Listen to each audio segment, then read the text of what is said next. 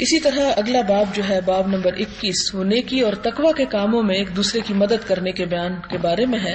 فی التعاون علی البر والتقوی قال اللہ تعالی وتعاونوا علی البر والتقوی.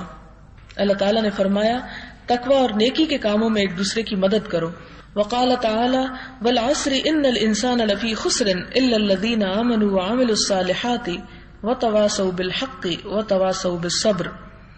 زمانے کی قسم انسان سب کے سب ہی خسارے میں ہیں، البتہ وہ نقصان میں نہیں جو ایمان لے آئے اور عمل صالح کیے اور جنہوں نے ایک دوسرے کو حق اور صبر کی وصیت کی. یہ جو سورۃ العصر ہے اس کا یہاں پر ذکر کیا گیا ہے. امام شافعی اس کے بارے میں یہ کہتے ہیں، ایکچولی یہاں پر امام شافعی کا قول جو ہے وہ عربی میں لکھا ہوا، اردو ترجمہ یہاں موجود نہیں ہے، اس لیے میں بطور خاص اس کا ذکر کرنا چاہتی ہوں کیونکہ وہ لوگ جن کے پاس یہ اردو میں نہیں موجود وہ بھی اس سے استفادہ کر سکیں. قال الامام الشافعی رحمہ اللہ کلاما معناه ان الناس او اکثرهم في غفلة عن تدبر هذه السورة، کہ اکثر لوگ جو ہیں وہ اس سورت کے اندر غور و فکر کرنے سے غافل ہیں. ایک اور جگہ پر ان کا اس قول کو اس انداز میں بھی کہا گیا ہے کہ اگر لوگ صرف اس ایک سورت پر غور کر لیں تو وہ نقصان سے بچ سکتے ہیں. اس میں آپ دیکھیں ایک سورت میں اللہ تعالیٰ قسم کھاتے ہیں. اللہ تعالیٰ کی کوئی بات تو قسم کے بغیر بھی بہت زبردست ہے، اس میں پھر بھی کوئی شک نہیں کیا جا سکتا، لیکن جو بات قسم کھا کر کہہ دی گئی ہو تو اس کی تو پھر تاکید اور بھی زیادہ بڑھ جاتی ہے. تو کیا کہا گیا قسم کھا کر کہ یقیناً انسان خسارے میں ہے، نقصان میں. کون ہے انسان؟ میں ہوں انسان، آپ ہیں انسان.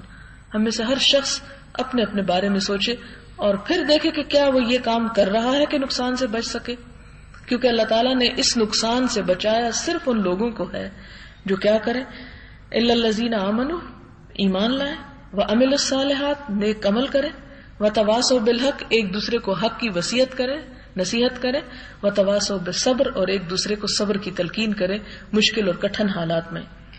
اب آپ دیکھیں کہ جب اللہ تعالیٰ قسم کھا کے ایک بات کہتے ہیں کہ یہ انسان نقصان میں ہے اور یقیناً انسان نقصان میں ہے، تو ایسے موقع پر انسان کو ذرا تھوڑی دیر کے لیے رک کر سوچنا چاہیے کہ نقصان کا معنی کیا ہے. آپ ذرا سوچیں کہ آپ کا کوئی نقصان ہوا ہو زندگی میں تو اس موقع پر آپ کی کیفیت کیا تھی. اور نقصان مثال کے طور پر آپ دیکھیں، ایک پین کھو گیا، مثلا آپ کی کوئی کتاب کھو جاتی ہے، آپ کے لکھے ہوئے کوئی نوٹس ضائع ہو جاتے ہیں، آپ کی کوئی کان کی بالی گر جاتی ہے، آپ کے پرس سے کوئی چیز نکال لیتا ہے، کوئی 1000 روپیہ چوری کر جاتا ہے، آپ کے کچن میں برتن ٹوٹ جاتا ہے، آپ کے دیوار کے اوپر کوئی بچہ پینسل سے لکیریں کھینچ جاتا ہے، آپ کا کوئی گھر میں ڈیکوریشن پیس جو ہے اس کا کوئی ایک حصہ گر جاتا ہے. چھوٹے چھوٹے نقصان، ان سارے نقصانوں کے موقع پر ہمارے دل کی حالت کیا ہوتی ہے؟ کیا ہم صرف اس کو اگنور کر جاتے ہیں؟ آپ کی صحت خراب ہو جاتی ہے، اولاد کو کوئی تکلیف پہنچ جاتی ہے، بچے کے فیل ہونے کی خبر آ جاتی ہے، بیمار ہونے کی آ جاتی ہے. یہ سب نقصان ہی تو ہے زندگی میں، جن میں سے ہر شخص کسی نہ کسی حیثیت اور حالت میں گزرتا رہتا ہے. ایسی صورت میں انسان کے اوپر کیا کیفیت گزرتی ہے؟ اطمینان کی، سکون کی، امن کی؟ نہیں. بعض لوگ کم اثر لیتے ہیں اور بعض بہت لیتے ہیں، بعض تھوڑی ہی دیر میں بھول جاتے ہیں اور بعض دنوں نہیں بھولتے، اور بعض لوگ غم کی اس کیفیت کو ساری زندگی پہ طاری کیے رکھتے ہیں اور کوئی زندگی میں تعمیری کام نہیں کر سکتے. لیکن دنیا کے جتنے بھی نقصان ہیں سب عارضی ہیں، بہت معمولی، بہت چھوٹے. 1000 نکل گیا تو 2000 اللہ تعالیٰ کہیں اور سے دے سکتا ہے. اگر بیمار ہو گئے تو صحت مند ہو جائیں گے، دیوار خراب ہوگی تو دوبارہ پینٹ ہو جائے گی، برتن ٹوٹ گیا تو نیا آ جائے گا، پہلے ٹوٹیں گے تو نئے آئیں گے. لیکن زندگی کتنی قیمتی چیز ہے. اس کا ایک دفعہ کا نقصان، ایک دفعہ کی ہلاکت کیا کسی بھی طرح پھر فائدے میں بدل سکتی ہے؟ کیا کسی طرح بھی یہ لوٹ سکتی ہے؟ اگر ہم اس زندگی کو ایک دفعہ گنوا دیں بیکار اور فضول کاموں میں، تو کیا یہ ممکن ہے کہ دوبارہ پھر ہم اس چانس کو ایک دفعہ اور ہمیں مل جائے اور ہم اصلاح کر لیں اپنی؟ کیونکہ قیامت کے دن دوسرے پارے میں ہی آتا ہے، قیامت کے دن انسان یہ اللہ تعالیٰ سے التجائیں کرے گا، لو ان لنا کرتن، کاش ایک دفعہ واپس لوٹنا ہوتا، تو پھر ہم بھی ایسے لوگوں سے بیزاری دکھاتے جس طرح انہوں نے آج ہمیں بیزاری دکھائی، جن کے ہم دنیا میں فالو کرتے رہے، جن پہ ہمیں بڑا اعتماد رہا۔ اب یہ ہے کہ نقصان سے مراد کیا ہے؟ نقصان سے مراد آخرت کی زندگی کو عذاب اور مصیبت سے دوچار کرنا، اللہ تعالیٰ کی ناراضگی تک پہنچنا۔ اور یہ کب دور ہو سکتی ہے، کس طرح ہو سکتی ہے؟ ایمان، صرف ایمان نہیں، عمل صالح، صرف عمل صالح نہیں، صرف خود نیک بننا کوئی نیکی نہیں ہے جب تک کہ وہ نیکی کس چیز کے ساتھ نہ لگی ہوئی ہو، اور بہت سے لوگوں کی خیرخواہی اور بھلائی کے ساتھ۔ لہذا وتواصوا بالحق، ایک دوسرے کو حق کی وصیت اور تلقین، اور یہی دوسرے کی خیرخواہی ہے کہ وہ اگر غلط طرف جا رہا ہے، اپنی بربادی اور تباہی کا سامان کر رہا ہے، تو اسے اس کے پیچھے سے پکڑ لیا جائے، جیسے کہ حضور صلی اللہ علیہ وسلم نے اپنی امت کی خیرخواہی کی، پکڑ پکڑ کے انہیں پیچھے سے بچایا اور چھڑایا جس آگ کی طرف وہ بھاگتے چلے جا رہے تھے۔ جیسے کہ ایک حدیث میں آپ نے فرمایا کہ میری مثال اس جیسی ہے کہ کسی نے جیسے آگ جلائی اور تم ہو کہ لپک لپک کے اس کو پڑھتے ہو، اور میں تمہیں پکڑ پکڑ کے پیچھے لا رہا ہوں کہ اس طرف نہ جاؤ۔ تو اسی طرح آپ یہاں بھی دیکھیں کہ انسان کے لیے دنیا میں بھی اور آخرت میں بھی نقصان سے بچنا ممکن نہیں جب تک یہ صفات اس کے اندر نہیں آ جاتی۔ اب ہم میں سے ہر شخص رک کے دیکھے کہ کیا یہ چاروں چیزیں وہ کر رہا ہے۔ ہو سکتا ہے کہ ہم پہلی دو تو کر ہی رہے ہوں، لیکن دوسری دو کی طرف عموماً توجہ نہیں جاتی۔ وتواصوا بالحق وتواصوا بالصبر، حق کی تلقین بھی اور صبر کی تلقین بھی۔ صبر سے مراد کیا ہے؟ جم جانا، رک جانا، اپنے آپ کو روک لینا۔ یعنی کس کس چیز میں صبر؟ برائیوں کی طرف جانے سے اپنے آپ کو بچانے کا صبر، نیکیوں پر جم جانے کا صبر، غم اور مصیبت اور تکلیف کے وقت آپے سے باہر نہ ہونا، یہ سب صبر ہی کی مختلف کیفیات ہیں۔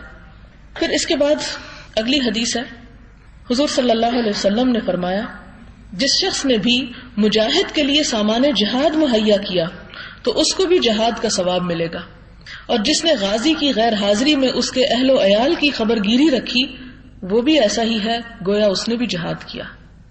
یعنی جہاد صرف یہ نہیں کہ انسان سب سے آگے بڑھ کے خود جنگ کرے، بلکہ یہ بھی جہاد ہی کا ایک حصہ ہے کہ انسان مجاہد کے لیے کچھ تیار کر کے بھیجے، اور جو آگے کام کر رہا ہو اس کے پیچھے اس کے بال بچوں کا فکر کیا جائے، ان کی خبر گیری کی جائے۔ اگلی حدیث ہے حضرت ابو سعید خدری سے روایت ہے کہ نبی صلی اللہ علیہ وسلم نے ایک فوجی دستہ بنو حذیل سے بنی لحیان کی طرف روانہ کرتے ہوئے ارشاد فرمایا، جس گھر کے دو آدمیوں میں سے اگر ایک شریک جہاد ہو تو دونوں کو برابر کا ثواب ملے گا، ایک جا رہا ہے اور ایک پیچھے رہ رہا ہے، برابر کا ثواب۔ ذرا سوچیں اس بات کو، کیوں برابر کا ثواب؟ اس لیے کہ اگر دونوں ہی گھر سے نکل جائیں گے تو گھر کی خبر گیری کون کرے گا؟ اور جو آگے گیا ہے وہ تو اس خوشی اور اس اطمینان سے گزر رہا ہے جو اللہ کے رستے کا کام کر کے ہوتی ہے انسان کو، لیکن جو پیچھے رہا اس کو بھی یہ خوشخبری سنائی کہ تم یہ نہ سوچو کہ تم وہاں پہنچے نہیں تو تمہارا اجر کم ہو گیا، نہیں، تمہارا یہاں رہنا بھی تمہارے لیے اتنا ہی باعث اجر ہے جتنا دوسرے کا جانا۔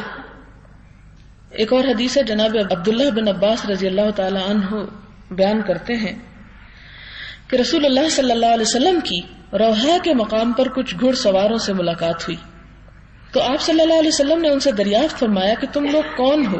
انہوں نے کہا مسلمان۔ پھر انہوں نے پوچھا آپ کون ہیں؟ آپ نے فرمایا رسول اللہ۔ اس وقت ایک عورت بچہ اٹھائے ہوئے آپ کے سامنے آئی اور دریافت کیا کیا اس بچے کا حج ہو سکتا ہے؟ آپ نے فرمایا ہاں، مگر اس کا ثواب تمہیں ملے گا۔ مراد یہ کہ بچے بھی جو اچھے کام کرتے ہیں اور والدین ان کو وہ کام کرواتے ہیں ان سے، تو ان کے کرنے کا اجر بھی ان کو بھی ملتا ہے اور والدین کو بھی ملتا ہے۔ یہاں تو یہ لکھا نا کہ اور ثواب تمہیں ملے گا، مراد یہ کہ تم ظاہر ہے اسے اٹھا کے لے جاؤ گی، اس کے ساتھ ساتھ گھومو گی، اس کے ساتھ ہاتھ طواف اور سعی کرو گی، تو ظاہر ہے کہ ایک بچے کو یہ سب کام لے کے کرنا ایک بڑا مشقت کا کام ہے، لیکن اس میں ثواب دگنا ہو جائے گا، ایک اپنے کا اور ایک اس بچے کے حصے کا۔ اسی طرح وہ والدین جو اپنے بچوں کو نیکی کی تلقین کرتے ہیں، اچھی باتیں سکھاتے ہیں، تو ان کے مرنے کے بعد بھی یا زندہ ہوتے ہوئے بھی جو کچھ بھی بچے نیکی کے کام کرتے ہیں ان سب کا ثواب بھی والدین کو جاتا ہے۔ اور اگر والدین غفلت برتیں اور بچے جو ہیں وہ بگڑ جائیں، غفلت برتیں اور بگڑ جائیں، کوشش کے باوجود بگڑ جائیں تو اللہ مالک ہے، لیکن غفلت سے بگڑ جائیں تو ان کا پھر جرم جو ہے وہ بھی والدین پر آتا ہے۔ حضرت ابو موسیٰ اشعری سے روایت ہے کہ رسول اللہ صلی اللہ علیہ وسلم نے فرمایا، امانت دار مسلمان خزانچی وہ کہلا سکتا ہے جو حکم کی پوری پوری تعمیل کرے اور خوش دلی اور بشاشت کے ساتھ جس شخص کو جتنا دیے جانے کا حکم ہو پورا پورا دے دے، ایسی صورت میں وہ بھی صدقہ کرنے والوں میں شمار ہوگا۔ یعنی بخاری اور مسلم کی اس حدیث کا مطلب کیا ہے کہ اگر کوئی شخص جسٹ کیشیئر ہے، مثلا کوئی جیسے بینک کسی میں کام کرتا ہے، کسی بھی ادارے میں جہاں کے کیش آتا جاتا ہے اس کے پاس، تو اس بیچارے کو تو کچھ نہیں ملتا، ظاہر ہے وہ صرف پیسے گن رہا ہے بیٹھ کے۔ لیکن بیت المال جو اسلام میں بیت المال کا تصور ہے، اس میں اگر کوئی شخص بیٹھا ہوا ہے اور وہ اماؤنٹ کو گن رہا ہے اور اسے الگ الگ کر کے رکھ رہا ہے، پھر اس کے حقداروں کو وہ تقسیم بھی کرتا ہے جیسا کہ آرڈر ملتا ہے اس کو، تو اس کا بھی شمار کس میں ہوتا ہے؟ اس میں ہوتا ہے جس طرح صدقہ کرنے والوں کا اجر ہے۔ یعنی اس نے خود کچھ نہیں دیا، صرف وہ لے رہا ہے اور دے رہا ہے، اتنا کام ہے اس کا، لیکن اجر اتنا کہ گویا وہ یہ سب خود صدقہ کر رہا ہے۔ ایک دوسری روایت میں ہے کہ وہ شخص کہ حکم کردہ شے کسی کو دیتا ہے وہ بھی صدقہ کرنے والوں میں سے ہے۔ مثلا شوہر اپنی بیوی کو کہتا ہے کہ فلاں چیز جاؤ فلاں غریب کو دے دو، یا ماں اپنے بچے کو کہتی، یا ایک دوسرے کو ہم توجہ دلاتے ہیں، تو یہ جو کہنا ہے کہ جاؤ یہ کام کر دو، تو جو کرنے والا ہے وہ اپنے گھر سے نہیں دے رہا، اپنی ذات سے نہیں دے رہا، بلکہ دوسرے کے مال سے ہی دے رہا ہے، تو اس کے لیے بھی کتنا اجر ہے جتنا دینے والے کو ہے۔ تو یہ اس طرح آپ دیکھیں کہ اسلام میں اچھے کام کے لیے اور پھر کام کرنے کے لیے کس قدر ابھارا گیا ہے۔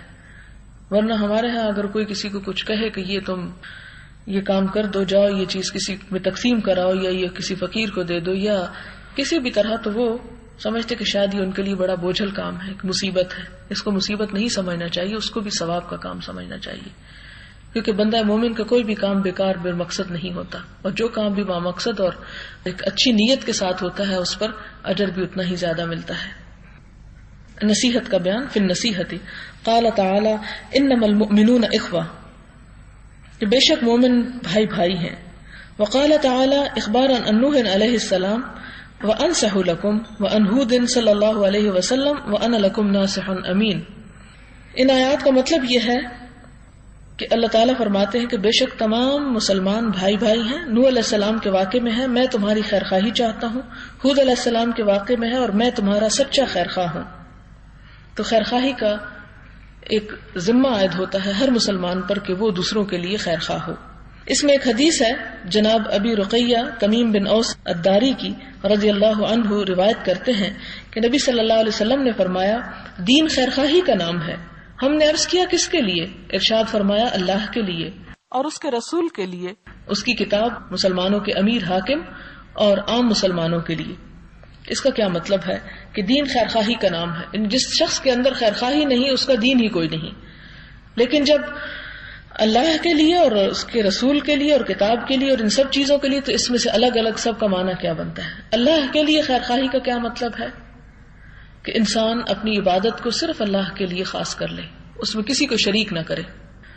اس کی کتاب کے لیے کہ اس کا حق ادا کرے، اس کے رسول کے لیے کہ ان کے احسانات کو سمجھے اور ان کی قدردانی کرے اور ان کے ساتھ خلوص اور خیر خواہی برتے، خواہ وہ دنیا میں موجود نہیں بھی ہیں لیکن ان کے ساتھ معاملہ محبت کا اور احسان کا اور اطاعت کا اور اتباع کا ہو۔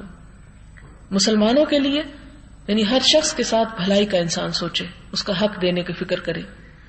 مسلمانوں کے امیر کے لیے کہ اس کو سیدھے رستے پر چلنے میں مدد دے، خیر خواہی کے ساتھ اس کو صحیح کام کرنے کے لیے رہنمائی کرتا رہے، اور اگر وہ غلط کام کرے تو اس پر روک دے اس کو۔ جیسا کہ ایک عورت نے حضرت عمر رضی اللہ تعالیٰ عنہ ایک دفعہ مسجد میں تھے، خطبہ دے رہے تھے، خواتین بھی موجود تھیں، تو انہوں نے مہر کی رقم پر پابندی لگانا چاہی۔ تو ایک عورت بیچ میں سے اٹھ کے کھڑی ہوگی اور کہنے لگی کہ امیر المومنین، جس چیز کو اللہ تعالیٰ اور اس کے رسول صلی اللہ علیہ وسلم نے پابند نہیں کیا اس کو آپ کم نہیں کر سکتے، اسے آپ لمیٹڈ نہیں کر سکتے۔ تو اس پر حضرت عمر کو فوراً اپنی غلطی کا احساس ہوا اور کہنے لگے کہ اخطا عمر و اصابت امرأہ، کہ ایک عورت صحیح بات کر رہی ہے اور عمر نے غلطی کی ہے۔ تو یہ خیر خواہی ہے کہ انسان جب کسی کو دیکھے کہ وہ غلط کام کر رہا ہے تو اس کو اس کی غلطی بتائے، کیونکہ غلطی پر ہنسنے والے تو بہت سے ہو سکتے ہیں، لیکن خیرخواہی کے ساتھ اس کی طرف توجہ دلانے والے بہت کم لوگ ہوتے ہیں. تو دین مکمل ہی جب ہوتا ہے جب انسان سب کے حقوق کی طرف توجہ دے. اگلی حدیث ہے حضرت جریر بن عبداللہ کی، کہتے ہیں کہ میں نے رسول اللہ صلی اللہ علیہ وسلم سے نماز قائم کرنے، زکوٰۃ دینے اور مسلمانوں کی خیر خواہی کرنے پر بیعت لی. یہ بخاری اور مسلم کی روایت ہے. جناب انس بن مالک سے روایت ہے کہ رسول اللہ صلی اللہ علیہ وسلم نے فرمایا، تم میں سے کوئی مومن نہیں یہاں تک کہ وہ مسلمان بھائی کے لیے وہی پسند نہ کرے جو اپنے لیے پسند کرتا ہے. یعنی یہ ہے اصل میں وہ خیرخواہی اور وہ ہمدردی کہ انسان دوسرے کے بارے میں اتنا مخلص ہو جائے، اتنا سچا ہو جائے جتنا وہ اپنی ذات کے لیے ہوتا ہے. کیونکہ اس صورت میں اگر انسان اپنی ذات کے لیے بھلا سوچے اور دوسرے کے لیے بھلا نہ سوچے تو یہ چیز اس کے لیے کچھ زیادہ مفید نہیں. وآخر دعوانا ان الحمد للہ رب العالمین. سبحان اللہ وبحمدہ عدد خلقہ ورضا نفسہ وزنۃ عرشہ ومداد کلماتہ. سبحان اللہ العظیم. اللہم صل علی محمد وعلی آل محمد كما صليت على إبراهيم وعلى آل إبراهيم إنك حميد مجيد. اللهم بارك على محمد وعلى آل محمد كما باركت على إبراهيم وعلى آل إبراهيم إنك حميد مجيد. ربنا آتنا في الدنيا حسنة وفي الآخرة حسنة وقنا عذاب النار. ربنا لا تزغ قلوبنا بعد إذ هديتنا وهب لنا من لدنك رحمة إنك أنت الوهاب. يا مقلب القلوب ثبت قلوبنا على دينك. يا حي يا قيوم برحمتك نستغيث. اللهم أحسن عاقبتنا في الأمور كلها وأجرنا من خزي الدنيا وعذاب الآخرة. اللهم إنا نعوذ بك من الهم والحزن والعجز والكسل والجبن والبخل وغلبة الدين وقهر الرجال. اللهم إنا نسألك الهدى والتقى والعفاف والغنى. اللهم لا مانع لما أعطيت ولا معطي لما منعت ولا ينفع ذا الجد منك الجد. يا حي يا قيوم برحمتك نستغيث. اللهم ارزقنا حبك وحب من يحبك وحب عمل يقربنا إلى حبك. اللهم اكفنا بحلالك عن حرامك وأغننا بفضلك عمن سواك. اللهم إنا نعوذ بك من عذاب القبر ونعوذ بك من عذاب جهنم ونعوذ بك من فتنة المسيح الدجال ونعوذ بك من فتنة المحيا والممات. اللهم إنا نعوذ بك من المأسم والمغرم. يا حي يا قيوم برحمتك نستغيث. اللهم إنا نعوذ بك من جهد البلاء ودرك الشقاء وسوء القضاء وشماتة الأعداء. اللهم إنا نسألك العافية في الدنيا والآخرة. اللهم إنا نسألك العفو والعافية في ديننا ودنيانا وأهلنا ومالنا. اللهم استر عوراتنا وآمن روعاتنا. اللهم احفظنا من بين أيدينا ومن خلفنا وعن يميننا وعن شمائلنا ونعوذ بعظمتك أن نغتال من تحتنا. اللهم طهر قلوبنا من النفاق وعملنا من الرياء ولساننا من الكذب وأعيننا من الخيانة فإنك تعلم خائنة الأعين وما تخفي الصدور. لا إله إلا الله أنت الحليم الكريم. سبحان الله رب العرش العظيم والحمد لله رب العالمين. رب نسألك موجبات رحمتك وعزائم مغفرتك والغنيمة من كل بر والسلامة من كل اسم. لا تدع لنا ذنبا إلا غفرته ولا هما إلا فرجته ولا حاجة هي لك رضا إلا قضيتها يا أرحم الراحمين. لا هي آمين. سبحانك اللهم وبحمدك نشهد أن لا إله إلا أنت نستغفرك ونتوب إليك. والسلام عليكم ورحمة الله وبركاته.